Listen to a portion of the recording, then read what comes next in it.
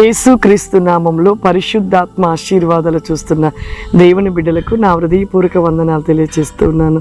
ప్రియులారా, ఉదయమే ప్రార్థించుకొనుట, పరిశుద్ధాత్మ ఆశీర్వాదం పొందుకొనుట, ఆ దినమంతా కూడా మనకు ఆశీర్వాదము.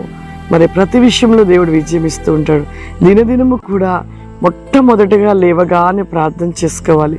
దేవునికి కృతజ్ఞతాస్తుతులు చెల్లించాలి. మన జీవితంలో దేవుడు చేసిన మేలులను జ్ఞాపకం చేసుకోవాలి. అప్పుడు కానీ మనము ప్రార్థన నుండి మరి దేవునికి కృతజ్ఞతలు చెల్లించి మన ప్రార్థనల నుండి బయటికి వచ్చాక పరిశుద్ధాత్మ ఆశీర్వాదములు కూడా పొందుకొని ఆ దినమంతా కూడా మన జీవితంలో ఆశీర్వాదాలు నిలిచి ఉంటుంది. పరిశుద్ధాత్మ ఆశీర్వాదము ఎప్పుడు ప్రతిరోజు మనకు ఉండాలి.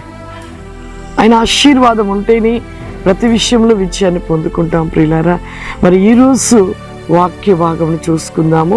మత్తయి సువార్త 13వ అధ్యాయము 15వ వచనము. ఈ ప్రజలు కనులారా చూసి చెవులార విని హృదయముతో గ్రహించి మనసు త్రిప్పుకొని నా వలన స్వస్థత పొందినట్లు వారి హృదయము క్రొవ్వి ఉన్నది, వారి చెవులు వినుటకు మందంలాయను, వారు తమ కనులను మూసుకొని ఉన్నారు.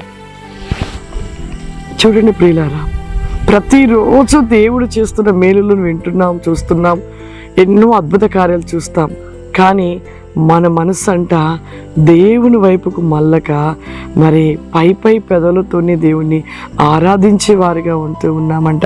అందుకే కనులారా చూస్తారంట, చెవులారా వింటాం, కానీ మన మనసును మాత్రము దేవుని వైపు త్రిప్పలేని వారిగా ఉంటూ ఉన్నాము, దేవునితో ఉండలేని వారిగా ఉంటూ ఉన్నాం. ప్రియులారా, ఎన్ని చూస్తున్నాము, కానీ ఇన్ని గొప్ప అద్భుతాలు మన కుటుంబంలో మనలో జరుగుతున్నా కూడా జరిగినంతసేపే సంతోషపడతారు, జరిగినంతసేపే ఆనందంతో ఉంటారు, జరిగినంతసేపే కృతజ్ఞతాస్తుతులు చెల్లిస్తారు.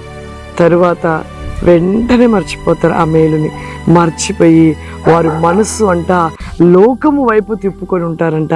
దేవుని వైపుగా మరి మళ్ళించుకోక ఇక లోకం వైపుగా వారి మనసు త్రిప్పుకొని ఉంటారంట. ప్రియులారా, కాబట్టి మన జీవితంలో ప్రతి విషయంలో దేవుడు చేసిన మేలులు మరవక కృతజ్ఞతాస్తుతులు చెల్లిస్తూ ఎల్లవేళలా దేవుడిస్తున్న ఆశీర్వాదాన్ని మనం పొందుకుంటూ ఉండాలి.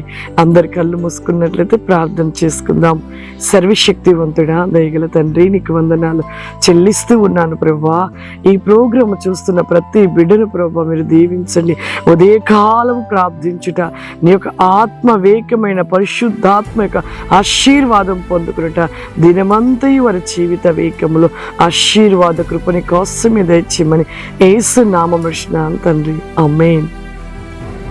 God bless you. దేవుడు మిమ్మల్ని దీవించును గాక. ఆమేన్.